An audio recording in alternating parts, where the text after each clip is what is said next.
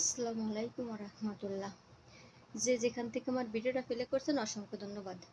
একটা কথা মাথায় রাখবেন বা বিশ্বাস করবেন, ডিভোর্সি মেয়ে যদি কোনো ছেলে বিয়ে করে, তো সেই ডিভোর্সি মেয়েটা চিন্তা করে কি জানেন, যে আল্লাহ অন্তত 5 ওয়াক্ত নামাজ পড়ে নামাজের ফাঁটিতে সে যদি একটা দোয়া করে, তা সেই প্রথম দোয়াটা হচ্ছে কি, এই দোয়াটা করে যে আল্লাহ প্রথম সংসারে আমার যে কোনো একটা অ্যাক্সিডেন্ট হয়েছে, সমস্যা হয়েছে, আমার এই সংসারটা একটু মজবুত করে থাকার আমার তৌফিক দিও আল্লাহ, আমি যেন ভালোভাবে থাকতে পারি আল্লাহ, আমার আমার জন্য কোনো বদনাম না হয়, আমি যেন আমার জন্য এই সংসার থেকে আবার না চলে যাওয়া লাগে।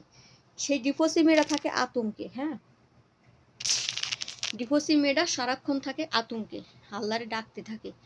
কিন্তু যখন দেখে কি একটা ডিভোর্সি মেয়ের সঙ্গে দিনের পর দিন অবহেলা ও অত্যাচার, তারপরে জুলুম নির্যাতন অনেক রকম আছে, তারপরে কি করবে, কিছু কিছু যারা সাহসী মেয়ে, তারা তো ওই যে দেখতেছেন না, রিমির নামের একটা মেয়ে, যারা সাহসী মেয়ে তারা করে কি জীবন বাইর করে দিয়ে আত্মহত্যা করে।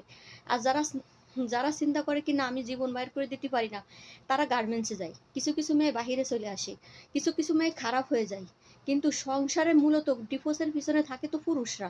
পুরুষরা যখন নির্যাতন করে, যখন ফ্যামিলি পরিবারের নির্যাতন করে, স্বামীর বাড়ি থাকার ননদ দেওর শাশুড়ি, তারপরে স্বামী মিলে যদি একটা মেয়েকে জ্বালা যন্ত্রণা করে, তা সেই মেয়েটা কতক্ষণ টিকতে পারে? হ্যাঁ, বেশিক্ষণ সেই মেয়েটা টিকতে পারে না।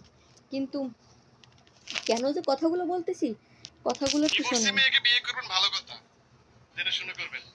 ডিভোর্সি মেয়ে কিন্তু থানা চেনে, কোর্ট চেনে, গ্রামের সকল মুরব্বীদেরকেও চেনে। তো শুধু ডিভোর্সি মেয়ে থানা চেনে, কোর্ট চেনে, গ্রামের সকল মুরব্বীদের চেনে, তো যারা অবিয়েত মেয়ে তারা চেনে না?